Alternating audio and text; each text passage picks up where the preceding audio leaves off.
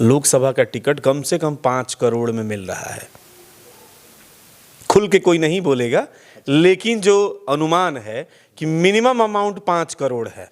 अगर आपके पास उतनी मतलब पावर नहीं है कि आपके पास एकदम जनसमूह हो, जनता आपके लिए पागल हो, वैसा नहीं है तो 5 करोड़ देना होगा कम से कम, ज़्यादा में 10 भी लगता है।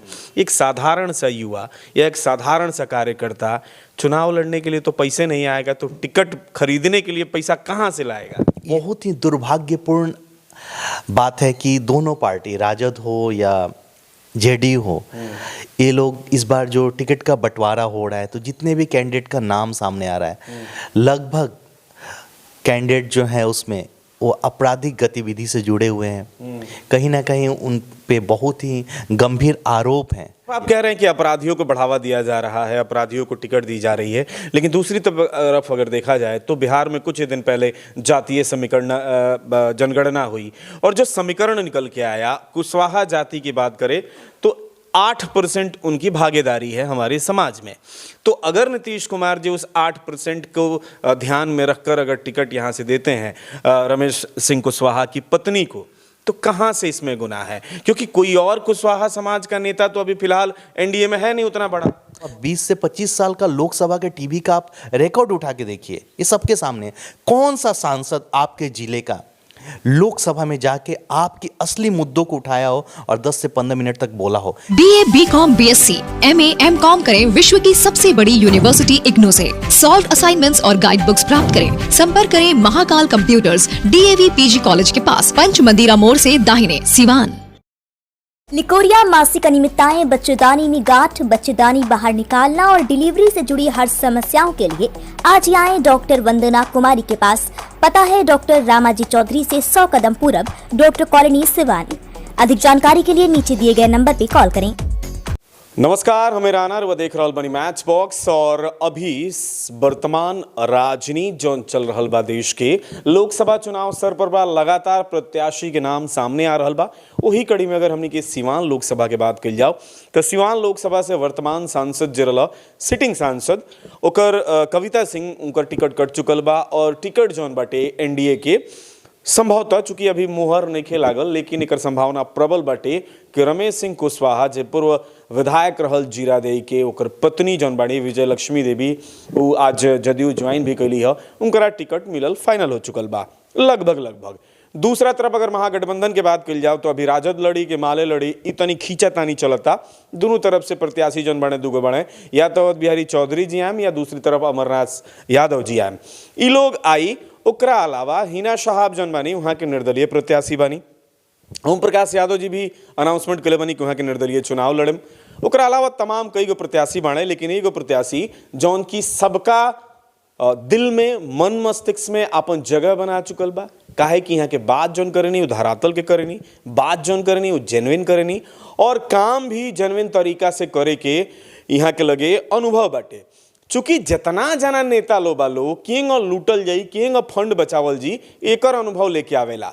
लेकिन हमरा साथे जो मौजूद बा, यहाँ के कंप्यूटर इंजीनियर रहनी, अभी डेटा साइंटिस्ट बनी, और डेटा साइंटिस्ट प्राइवेट सेक्टर में काम करके यहाँ के सिवान के बेहतर बनावे के सोच लेके फील्ड में बनी, यानी कि मैदान बनी और निर्दलीय प्रत्याशी बनी सिवान लोकसभा से। प्रकाश मणि तिवारी जी हमारे साथे बनी, बहुत बहुत स्वागत। जी राज जी, आपको धन्यवाद और आपके सभी दर्शकों को मेरा नमन।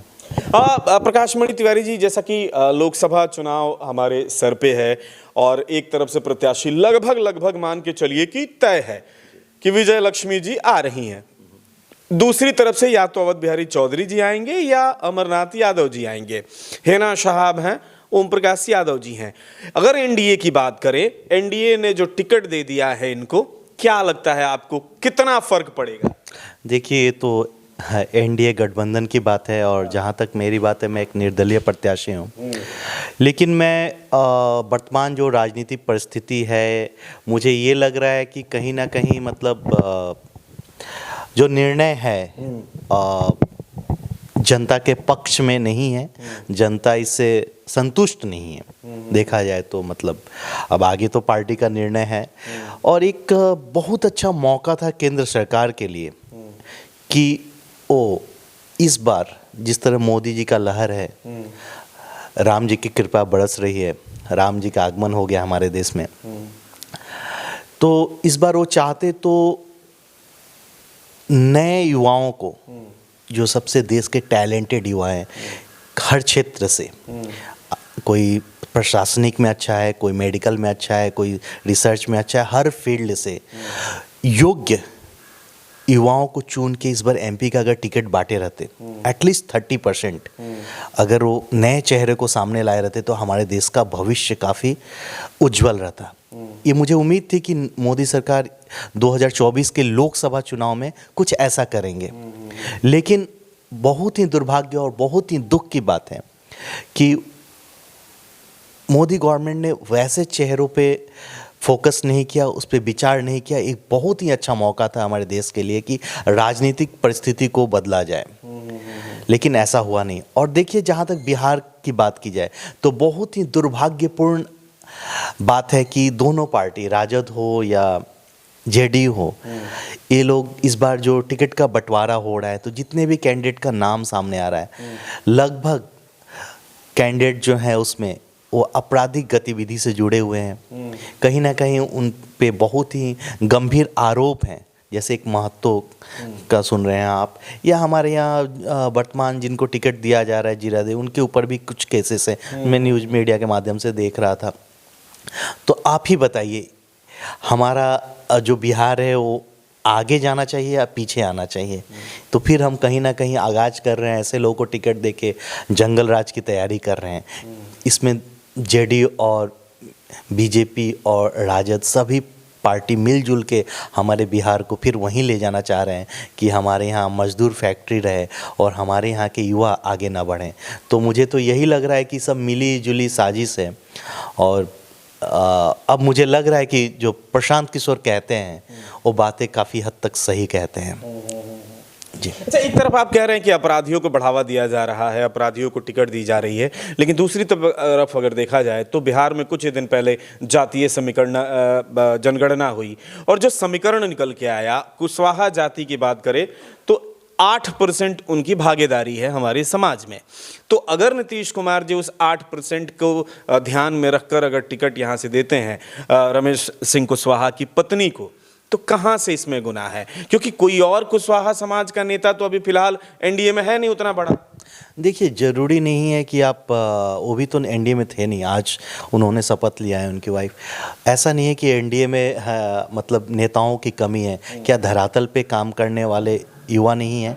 आप युवाओं के टैलेंट पे शक कैसे कर सकते हैं? आप जब तक सामने युवाओं को चांस नहीं दीजिएगा तब तक आपको कैसे पता चलेगा कि उतना बड़ा या छोटा? बड़ा और छोटा नेता कोई नहीं होता है, जिसको आप मौका दीजिएगा वही बड़ा बन जाता है ना? तो इस समय तो एक ऑप्शन था राजद के पास, जेडीयू के पास, बीजेपी के पास कि अपने धरातल से कार्यकर्ताओं को वो परख के एक आप अपना एक सिलेक्शन क्राइटेरिया बना लेते कि हमको इस क्राइटेरिया में जो भी कार्यकर्ता छन के आएगा उसको हम लोग टिकट देंगे। तो ऐसा नहीं है कि हमारी जो सिवान की धरती है नेताओं की से विहीन है या वीरों से विहीन है। यहाँ पे एक से बढ़कर एक टैलेंटेड लड़के पड़े हुए हैं। हर पार्टी में मैं बात कर रहा हूँ, राजद हो, माले हो, जेडीयू हो या राजद हो, हर जगह एक से बढ़कर एक लड़के हैं जिनको अगर आप चांस देते युवाओं को तो आपके कार्यकर्ताओं को बल भी मिलता कि भाई इस पार्टी में हम हैं, झंडा ढो रहे हैं तो कल के डेट में हमें चांस मिल सकता है। लेकिन ऐसा कुछ हुआ नहीं। मैं किसी समाज के बारे में नहीं कह रहा हूँ, मैं कह रहा हूँ कुशवाहा समाज से ही देना है तो बेहतर लड़के को लाइए ना सामने, जो जाके सांसद भवन में कुछ बोल पाए। आप ही बताइए, जितने भी प्रतिनिधि अभी आ रहे हैं लोकसभा में, क्या कोई 10 मिनट खड़ा होके अपने समाज के, अपने सिवान के जो ज़मीनी मुद्दे हैं उनके बारे में बोल पाएगा? आप देखे होंगे, अगर मेरी बात गलत लग रही है तो आप 20 से 25 साल का लोकसभा के टीवी का आप रिकॉर्ड उठा के देखिए, ये सबके सामने। कौन सा सांसद आपके ज़िले का लोकसभा में जाके आपके असली मुद्दों को उठाया हो और 10 से 15 मिनट तक बोला हो? ऐसा दुर्भाग्य हमारे ज़िले का, आज तक ऐसा सांसद कोई नहीं गया। केवल हमारे यहाँ होता क्या है, जब इलेक्शन आता है तो हम एक दूसरे के बारे में जितना अनाप शनाप बोल लें, मीडिया में चिल्ला लें और गाली गलौज कर ले, वही रहा है। लेकिन आप जाके देखिए सांसद भवन में कितने सांसद वर्तमान से लेके पुराने में 15 से 20 साल तक का रिकॉर्ड कर रहे हैं, कौन सा सांसद जाके बोला है?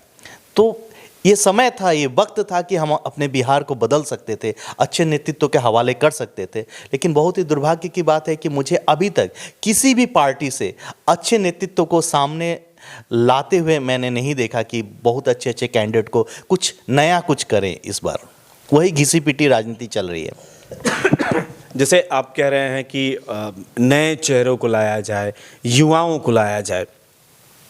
लोकसभा का टिकट कम से कम 5 करोड़ में मिल रहा है। खुल के कोई नहीं बोलेगा, लेकिन जो अनुमान है कि मिनिमम अमाउंट 5 करोड़ है। अगर आपके पास उतनी मतलब पावर नहीं है कि आपके पास एकदम जनसमूह हो, जनता आपके लिए पागल हो, वैसा नहीं है तो 5 करोड़ देना होगा कम से कम, ज़्यादा में 10 भी लगता है। एक साधारण सा युवा या एक साधारण सा कार्यकर्ता चुनाव लड़ने के लिए तो पैसे नहीं आएगा, तो टिकट खरीदने के लिए पैसा कहाँ से लाएगा? यही तो मानसिकता पार्टियों को बदलनी पड़ेगी। अगर जो भी पार्टी चाहती है कि धरातल पर हम टिके रहें और हमारी पार्टी मतलब लॉन्ग लास्टिंग करे, तो उनको इन सब चीज़ों पे काम करना पड़ेगा। जब तक पार्टी अपनी विचारधारा नहीं बदलेगी, ये पैसे के बदले टिकट देना बंद नहीं करेगी, तब तक हमारा कल्याण होना असंभव है। और जनता के सामने जब जनता इतनी सारी चीज़ों को जानती है, तो ये तो एक बहुत अच्छा मौका है कि मतलब हम अपने लिए एक अच्छा प्रतिनिधि चुने जो हमारी बातों को जाके सांसद भवन में रख सके, एक निजी स्वार्थ से ऊपर उठ के काम कर सके। अब मेरी बात ले लीजिए तो मैं एक निर्दलीय प्रत्याशी हूँ। आप देखे होंगे मैं अकेले घूम घूम के पूरे ज़िले में असली मुद्दे जो नशा का स्माइक वाला मुद्दा है, या रोड एक्सीडेंट का मुद्दा, या एजुकेशन में 3 साल की डिग्री आपको 5 साल में मिल रही है, किसी भी बाज़ार में सुलभ शौचालय की व्यवस्था नहीं है, सब कोई हिंदूवादी छवि बन के आते हैं, लेकिन कहीं भी एक शमशान स्थल की व्यवस्था नहीं है हमारे नदी किनारे कहीं भी। तो मैं हर एक मुद्दों को हमेशा उठाते रहा हूँ, क्योंकि मुझे जो चीज़ें दिखती है मैं उस पर आवाज़ बन के बोलना चाहता हूँ। तो मैं चाहूँगा कि जनता इस बार सोचे समझे और एक अच्छा नेतृत्व चुने अपने लिए, जो उनको बेहतर लगे अपने लिए। मैं यही कहना चाहूँगा। जैसे आप कह रहे हैं कि आपका मैंने देखा एक आप दूसरे चैनल पर इंटरव्यू दे रहे थे, उसमें आपने कहा कि इस बार निर्दलीय ही जीत के आएगा। तो निर्दलीय की अगर बात करें तो हिना साहब भी हैं, ओम प्रकाश जी भी संभवतः निर्दलीय लड़ेंगे ही चुनाव, डॉक्टर सुनीता मिश्रा भी हैं जो निर्दलीय लड़ेंगी, और भी डॉक्टर उसके बाद देवकांत मिश्रा हैं, वो भी निर्दलीय लड़ेंगे, आप भी निर्दलीय लड़ेंगे। तो किसको देखते हैं अपना जो कॉम्पिटिटर है, आपके सामने मुकाबला किससे होगा? देखिए, इतने सारे लोग हैं। सबसे अच्छी बात यही तो लोकतंत्र की खूबसूरती है कि लोग इसमें बिना पार्टी के भी आ सकते हैं निर्दलीय। तो ये तो बहुत अच्छा मौका है युवाओं के लिए। मैं तो चाहूँगा कि हमारे ज़िले के और भी कुछ युवा हैं जो सामाजिक कार्य में रुचि रखते हैं, कुछ उनका नाम है, वो सामने आएँ। क्योंकि मैं चाहता हूँ कि इस बार की जो लड़ाई हो बेस्ट वर्सेस बेस्ट हो। एक क्रिमिनल से एक अच्छे आदमी की तुलना नहीं हो सकती है, राइट? तो मैं चाहूँगा कि एक डॉक्टर से ही एक डॉक्टर को आप कंपेयर कर सकते हैं। तो मैं चाहता हूँ कि एक अच्छे नेता से अच्छे नेता की कंपैरिजन हो। जो भी हमारे निर्दलीय प्रत्याशी आ रहे हैं, मुझे लगता है सब एक से बढ़कर एक है, कोई इसमें कम नहीं है, सबका बैकग्राउंड अच्छा है, सब अच्छे हैं। मैं चाहूँगा कि आप सबका बैकग्राउंड चेक करें, सबकी काबिलियत चेक करें, और इसमें आपको जो बेहतर लगे उन्हें आप चुनें। चलिए, बहुत लंबी बातचीत नहीं करेंगे, फिलहाल आज के लिए इतना ही। अपने जो भी हमारे दर्शक हैं या सीवान लोकसभा क्षेत्र के आपके वोटर हैं, उनसे आप क्या कहना चाहेंगे? सबसे पहले तो होली है परसों, और मैं चाहूँगा कि मैं सबको होली की शुभकामनाएं दूं। मेरे तरफ से समस्त जिला वासियों को होली की हार्दिक शुभकामनाएं, और ये रंगों भरा त्यौहार आपके जीवन में रंग भर दे। बस बहुत बहुत धन्यवाद। चलिए, तो ये बातचीत कैसन लागल, ये बातचीत पर प्रक्रिया अपन दी, अपन प्रतिक्रिया दे के बताई। और प्रकाश मणि तिवारी जी जौन बनी निर्दलीय उम्मीदवार बनी लोकसभा सीवान से, तो यहाँ के बारे में का सोचतनी है कि विचार के बारे में का सोचतनी भी कमेंट करके बताई, और देखत रही मैच बॉक्स।